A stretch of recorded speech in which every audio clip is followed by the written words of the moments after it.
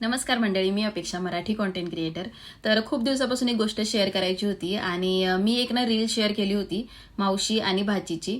तर मावशी आणि भाचीचं नातं खरंच म्हणजे एक अतूट नातं आहे. तर कोणतंच नातं त्या नात्यासोबत कम्पेअर होऊ शकत नाही. तर मला सहज एक गोष्ट आठवली म्हणून म्हटलं की ही गोष्ट तुमच्या सगळ्यांसोबत शेअर व्हायलाच पाहिजे. तर ज्यावेळेस पिल्लूचा जन्म झाला होता, म्हणजेच 15-16 वर्षापूर्वीची ही गोष्ट आहे. सगळ्यांनी ऐका, खरंच म्हणजे तुमचेही काय अनुभव असतील तर मला कमेंट करून नक्की सांगा. त्याच्या आधी सांगते की जी रील मी शेअर केली होती मावशी आणि भाचीची, तर ती 2.5 लाख लोकांपर्यंत पोहोचली आणि त्याला सगळ्यांनी भरभरून प्रेम दिलं, तर त्याच्याबद्दल खरंच आभार. आणि आता ती गोष्ट सांगते. ज्यावेळेस पिल्लूचा जन्म झाला होता, माझं लग्नसुद्धा नव्हतं झालं आणि 15 आता पिल्लू मला वाटतं 15-16 वर्षांची आहे. माझ्या बहिणीची मुलगी आराध्या नावे, पण तिला पहिल्यापासून पिल्लू बोलते मी आणि टकली बोलते, कारण ज्यावेळेस ती जन्मली होती त्यावेळेस तिला केस नव्हती. तर तेव्हापासून तिला टकले असंच मी आवाज, आता पण आवाज तिला असंच असते की ए टकले इकडे, ए टकले हे कर, ए टकले ते कर. तर तिची मम्मी काय बोलत नाही, मला कोणीच काय बोलत नाही. आणि पण माझ्या मुलांना खूप वाटतं की मम्मा तू दीदीला टकली का बोलतेय किंवा टकली, किंवा आराध्या पण कधी मला असं म्हटले नाही की नाही मावशी मला असं बोलू नकोस टकली वगैरे. तर ते एक बॉन्ड असतं. आणि आता ती गोष्ट सांगते. ज्यावेळेस पिल्लूचा जन्म झाला होता आणि पिल्लूला झाली होती कावीळ. पिल्लूचे मी फोटो वगैरे शेअर करेन, शेवटी नक्की बघा पिल्लू कशी होती. छोटंसं बेबी होतं, 2.5 किलो भरली होती त्यावेळेस. 15-16 वर्षापूर्वीची गोष्ट आहे.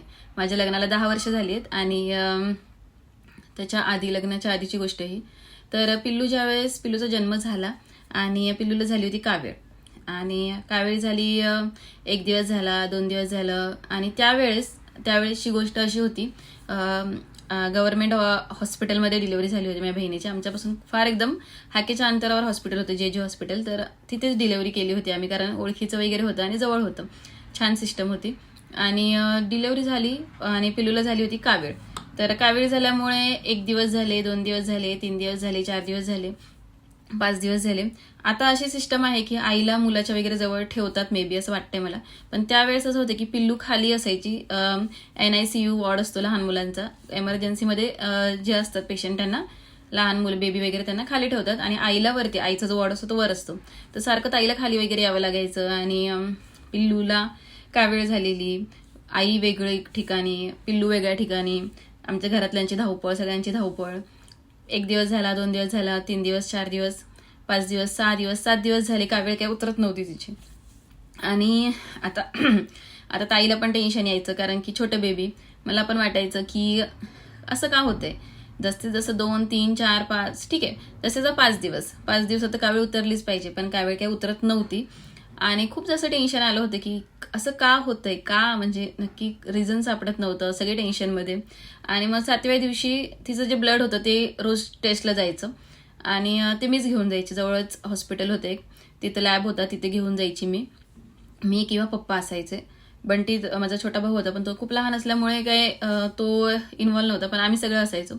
7व्या दिवशी डॉक्टरांनी ब्लडचं जे असतं ते बॉटल ती दिली माझ्याकडे आणि मला म्हटले की आज जर तिचा रिपोर्ट नॉर्मल नाही आला तर तुम्हाला तिचं जे ब्लड आहे ते आपल्याला पूर्ण हे करून दुसरं ब्लड त्याच्यामध्ये आपल्याला भरावं लागणार. ते ब्लड हे करून दुसरं ब्लड आपल्याला भरावं लागणार, त्याशिवाय आपल्याला पर्याय नाहीये. तर मी म्हटलं असं कसं काय होऊ शकतं, एवढ्या छोट्या बाळाचं तुम्ही असं कसं काय करू शकता. ते म्हटलं मग आपल्याला पर्याय नाहीये, कारण कावीळ पूर्ण रक्तामध्ये होऊ शकते, असं मिसळू शकते.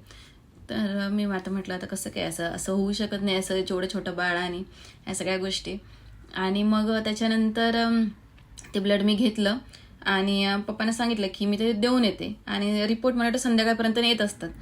आता त्यावेळेस अशी गोष्ट होती, संध्याकाळपर्यंत रिपोर्ट. सकाळी जर आपण बॉटल दिली, मला वाटतं मी 11 का 11:30 दरम्यान ती बॉटल नेऊन दिली आणि मी पप्पांना म्हटलं की ठीक आहे मी बाहेर चालली आहे. आणि मग मी दादरचा जो मठ आहे स्वामी समर्थांचा, तिथे गेले आणि तिथे कंटिन्यू मी नामस्मरण करत होते की आता म्हणजे सगळं तुझ्या हातात आहे. बस मी स्वामी समर्थांना एवढंच म्हटले की आता तुमच्या हातामध्ये सगळ्या गोष्टी आहेत, तर बघा तुम्ही आता काय करायचं ते. आणि मग संध्याकाळी 5 ते 5:30च्या दरम्यान पप्पांचा फोन आला की रिपोर्ट नॉर्मल आलेले आहेत. आणि मला असं वाटतं ही गोष्ट मी शेअर केली आहे की नाही मला माहिती नाही कोणासोबत, इवन ताईला पण माहिती आहे की नाही मला माहिती नाही. पण आज मला ती गोष्ट आठवली ज्यावेळेस पिल्लूचाच मी रील शेअर केला सगळ्यांसोबत. तर मला असं वाटलं की सगळ्यांसोबत ही गोष्ट शेअर व्हायला पाहिजे. आणि खरंच म्हणजे स्वामी समर्थांचे छोटे मोठे अनुभव पहिल्यापासून येतातच आहेत. म्हणजे खरंच स्वामी समर्थांचे अनुभव हे म्हणजे आत्ता नाही, मला वाटतं आम्ही शाळेत असल्यापासून, मला वाटतं जन्मल्यापासूनच आम्हाला जो वारसाच मिळाला आहे स्वामींचा.